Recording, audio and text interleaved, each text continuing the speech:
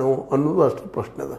ಆದರೂ ಮಾಡಿದರು, ಏನೆಲ್ಲ ಕಸರತ್ತು ಮಾಡಿದರು. ಬಟ್ ಈಗ ಕೊನೆ ಹಂತಕ್ಕೆ ಬಂದಾಗ ಮೋಸ್ಟ್ಲಿ ಇದು ನಮ್ಮ ಸಿ ಟಿ ರವಿ ಅವರಿಗೆ ತೊಂದರೆನ ಕೊಡುತ್ತಿರುವಂಥ ಘಟನೆ ನಿಶ್ಚಿತವಾಗಿ ಆಗುವ ಸಾಧ್ಯತೆಗಳಿದ್ದಾವೆ. ಅದು ಸತ್ಯ ಆದ್ರೆ, ಯಾಕೆಂದರೆ ಪೂರ್ಣ ಬಂದಿಲ್ಲ ಹೊರಗೆ, ಬರೋ ಸಾಧ್ಯತೆಗಳಿದ್ದಾವೆ. ಬರ್ತದೆ ಅಂತ ಭಾಳ ಜನ ಹೇಳ್ತಾ ಇದ್ದಾರೆ, ನೋಡಿದವ್ರು ಹೇಳ್ತಾ ಇದ್ದಾರೆ, ಅವ್ರು ಅಂದಿದ್ದು ಸತ್ಯ ಅಂತ ಹೇಳ್ತಾ ಇದ್ದಾರೆ. ಹೀಗಾಗಿ ಈ ನಮ್ಮ ಸಿ ಟಿ ರವಿ ಅವರ ಮೇಲಿನ ಆರೋಪ ಒಂದು ರೀತಿ ಇವರನ್ನು ಖರಣ ಮಾಡಿಸಿ ಅಪರಾಧಿ ಸ್ಥಾನದಲ್ಲಿ ನಿಲ್ಲಿಸ್ಬೋದು.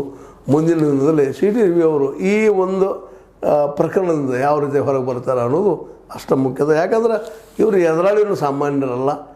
ಅದು ಅದರಲ್ಲೂ ಇವತ್ತಿನ ಹೆಣ್ಣು ಮಕ್ಕಳಲ್ಲಿ ದಿಟ್ಟಿದ್ದಂಥ ಹೆಣ್ಣುಮಗಳು, ಸಹಜವಾಗಿನ ಈ ಪುರುಷ ಪ್ರಧಾನ ವ್ಯವಸ್ಥೆ ವಿರುದ್ಧ ಹೋರಾಟ ಮಾಡಿ ಬೆಳೆದಂಥ ಹೆಣ್ಣುಮಗಳು.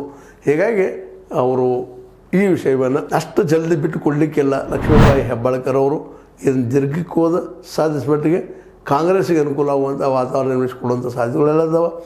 ಆಗಲೇ ಒಪ್ಪಿಕೊಳ್ಬೇಕಾಗಿದ್ದು ಮತ್ತು ಹೇಳುವಂಥದ್ದು ಯಾಕಪ್ಪ ಅಂದ್ರೆ, ಸಿದ್ದರಾಮಯ್ಯನವರು ಹೇಳಿದ್ರಲ್ಲಿ ಅರ್ಥ ಇತ್ತು. ಸಿದ್ದರಾಮಯ್ಯ ಸ್ಪಷ್ಟವಾಗಿ ನೋಡಿದರೆ ಮಾತಾಡಿದ್ದಾರೆ, ಏನಾದರೂ ಮಾತಾಡ್ತಿರಕ್ಕಿಲ್ಲ. ಅವರು ಸ್ವಚ್ಛವಾಗಿ ಹೇಳಿದರು, ಇಲ್ಲ ನೀವು ಅದೇ ಸತ್ಯದ ಸುಳ್ಳು ಹೇಳ್ತಾ ಇದ್ದಾರೆ ಸಿ ಟಿ ರವಿ ಅವರು ಅಂತೇಳಿ.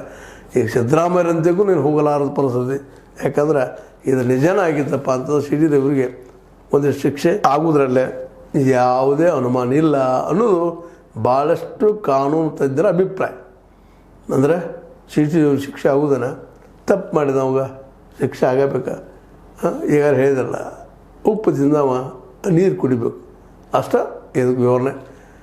ಆದಷ್ಟು ಸಿ ಟಿ ರವಿ ಅವರು ಇದನ್ನು ಮುಚ್ಚಾಕೋ ಪ್ರಯತ್ನ ಮಾಡಿದ್ರೆ ಅದಕ್ಕೆ ಕಾಣ್ತದ.